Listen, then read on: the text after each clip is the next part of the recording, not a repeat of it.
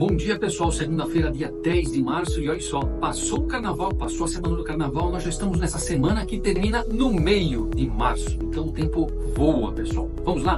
Como sempre, né, o intuito desse vídeo semanal, desse curto vídeo semanal, é navegar um pouco sobre os principais indicadores da semana, né, que serão divulgados tanto no Brasil como no mundo, e falar um pouco sobre as notícias mais importantes ou mais quentes do momento. Então vamos lá, todos juntos? Ok. Veja só, já saiu o Boletim Focus na manhã desta segunda-feira e sem grandes mudanças, pessoal. Se nós formos olhar todos os indicadores, o IPCA, o PIB, o câmbio, a Selic, o único que sofreu alteração foi o do IPCA, a inflação de 2025, que era prevista a 5,65% na semana passada e agora é prevista para 5,68%. Então, um leve aumento na inflação prevista para esse ano, que, né, pelo lado da carruagem, deverá chegar em algum momento a 6%, creio eu. Para 2026, nada mudou, permanece uma previsão de inflação de 4,4%. Também não mudou nada para 2027, nesse momento estimada em 4%. PIB. O PIB também não mudou em nenhum horizonte de tempo, mantido num crescimento de 2,01% para este ano, 2025, crescimento de 1,7% em 2026 e 2% em 2027. Quando falamos de câmbio, há absolutamente nenhuma alteração também. Câmbio esperado para o final desse ano, R$ 5,99, R$ 6,00 para o final de 2026 e R$ 5,90 para 2027. A Selic, da mesma forma, nada mudou. Prevista Selic final desse ano em 15%, para 2026, 12,5% e 10,5% para 2027. Calendário da semana. Nessa segunda-feira já foram divulgados dois indicadores bastante importantes. O de produção industrial mensal na Alemanha de janeiro, né? Que o anterior havia sido de menos 1,5% e tiveram uma grande surpresa. A projeção era uma produção industrial mensal de 1,6% em janeiro e veio com 2%, bastante melhor, né? Da mesma forma, o IGPDI no Brasil também já saiu, que é o Índice Geral de Preço de Disponibilidade, tá?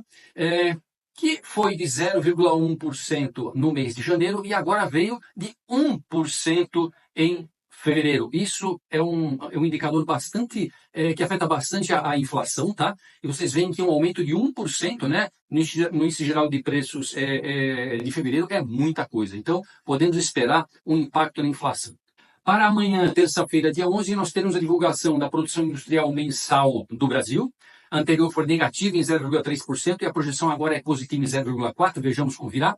Da mesma forma, a produção industrial anual do Brasil, que anterior era de 1,6% e agora é prevista em 2,20%. Sempre uma medição em 12 meses móveis, né? Os últimos 12 meses. A oferta de empregos nos Estados Unidos deverá sair o relatório amanhã, sendo que o relatório anterior veio com uma oferta de empregos de 7,6 milhões de vagas, e a previsão agora, a projeção é de 7,71 milhões de vagas, ou seja, um crescimento aí de mais de 100 mil vagas, né? Vejamos. E também sairá amanhã o estoque de petróleo bruto semanal dos Estados Unidos. Na quarta-feira, dia 12, teremos uma série de indicadores do Brasil. Então vamos lá. Dívida bruta PIB, dívida bruta por PIB, né, mensal de janeiro. O anterior foi de 76,1%. Vejamos na quarta-feira como virá a dívida bruta PIB nesse último indicador de fevereiro. Teremos também o superávit orçamentário de janeiro, a dívida líquida pelo PIB, que foi de 61,1% no mês passado, o IPCA mensal de janeiro e acumulado em 12 meses, lembrando que o IPCA mensal do mês anterior foi de 0,16% e o acumulado em 12 meses 4,56%, e teremos também o fluxo cambial estrangeiro, tá, na quarta-feira. E a última vez que isso foi divulgado, veio em 410 milhões de reais. Na quinta-feira, dia 13 de março, teremos a divulgação da produção industrial mensal de janeiro do Bloco Europeu. Teremos também o crescimento do setor de serviços mensal e anual no Brasil. Teremos o índice de preço ao produtor mensal nos Estados Unidos e também os dados de seguro-desemprego, tanto iniciais como contínuos dos Estados Unidos, dado este semanal. Na sexta-feira, dia 14, PIB mensal do Reino Unido, produção industrial mensal do Reino Unido, crescimento do setor de serviços anual no Brasil, índice de preços ao consumidor na Alemanha, França e Espanha e dados de vendas de varejo no Brasil. Então vejam, uma semana razoavelmente bem cheia de indicadores e muita coisa do Brasil, né? Que são importantes para nós podermos avaliar como a coisa vem evoluindo. Vamos falar agora um pouco de algumas notícias bastante interessantes, pessoal. Começando pelos índices futuros do mercado acionário na manhã de hoje, na manhã dessa segunda-feira, né? Então, revertendo as altas no fechamento da última sexta-feira, hoje os futuros das bolsas brasileiras e americanas indicam abertura em queda.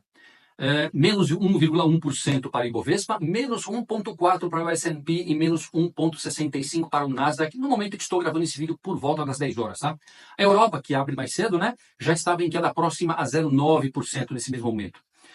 Pesam sobre os mercados as incertezas e o recrudescimento na geopolítica global, tanto no Oriente Médio como na Europa. E na Europa, tanto em relação a, vamos dizer assim, às discussões com os Estados Unidos, como com a Ucrânia acerca do conflito há tanto tempo já existente lá entre Rússia e Ucrânia. Além disso, o sentimento do mercado quanto à perspectiva de recessão americana vem piorando bastante em função da guerra tarifária iniciada pelos Estados Unidos. Tá? Então, isso vem materializando o sentimento do mercado americano em geral que uma recessão é inevitável e está bem próxima de uma forma bastante mais acentuada.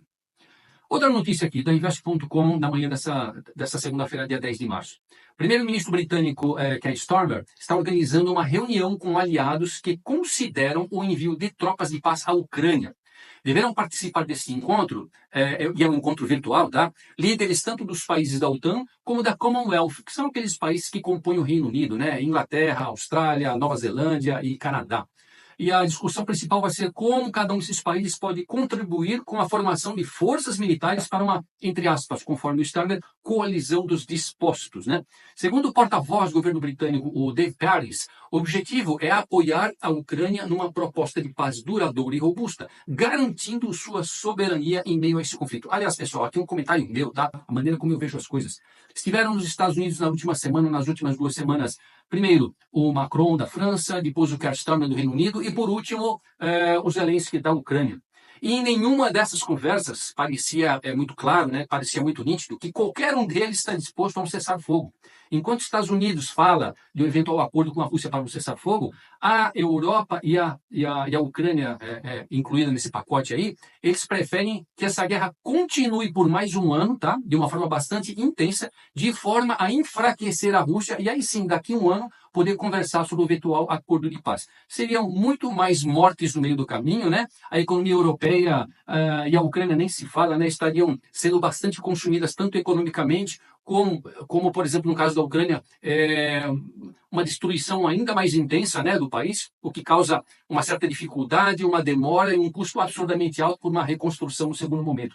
Então, aos olhos dos Estados Unidos, de uma certa forma até aos olhos da Rússia, que está disposta a conversar sobre os termos dela, é lógico, não parece muito inteligente, né, essa posição da Europa. E, ao meu ver, a Europa força essa situação para que ainda tenha, por mais tempo, recursos financeiros dos Estados Unidos para apoiar a OTAN, porque a Europa não tem absolutamente nenhum recurso para compor forças na eventual saída dos Estados Unidos da OTAN ou do acordo, né, ou de toda essa ação para continuar munindo a Ucrânia nessa guerra. E parece que essa é a ideia dos Estados Unidos, tá? Deixar com que a Ucrânia seja um problema da Europa para ser resolvido, já que nenhum deles quer o cessar-fogo, os Estados Unidos parariam de financiar essa guerra. E a última notícia é uma notícia relacionada à reserva estratégica de Bitcoin, né, que os Estados Unidos estão querendo compor, né, e também é do Investing.com desta manhã. Né. Vamos lá.